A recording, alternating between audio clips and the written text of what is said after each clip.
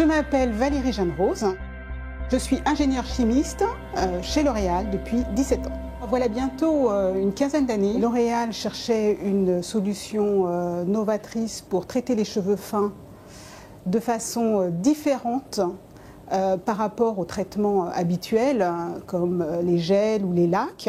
La question qui était posée, c'est comment renforcer un cheveu qui est trop mou, qui manque de rigidité.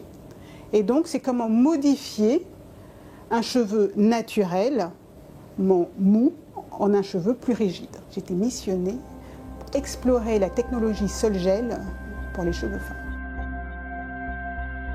La technologie Sol-Gel, c'est une chimie largement utilisée dans différents domaines de l'industrie, et en particulier dans des domaines de l'industrie de revêtement, dans l'industrie verrière, qui permet de passer d'une solution à un gel solide. C'était très novateur. Un cheveu, c'est très petit, en particulier sur un cheveu fin, donc on est sur 60 microns à peu près. Et on va introduire quelque chose à l'intérieur de la fibre qu'il va falloir analyser. Donc tout ce travail autour de la technologie Sol-Gel a permis de trouver la molécule et le matériau, le phylloxane, qui permet d'avoir une corporisation, une rigidité de la chevelure, mais de l'intérieur, en maintenant un aspect naturel, et surtout de pouvoir garder cet aspect et cette propriété de maintien, même après un shampoing.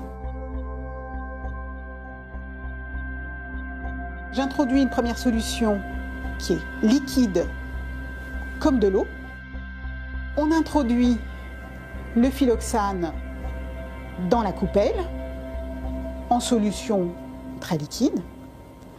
Et en introduisant goutte à goutte le catalyseur, on voit immédiatement une rigidification du phylloxane. Ce qu'on voit dans la coupelle, ce n'est évidemment pas ce que l'on va retrouver dans les formules.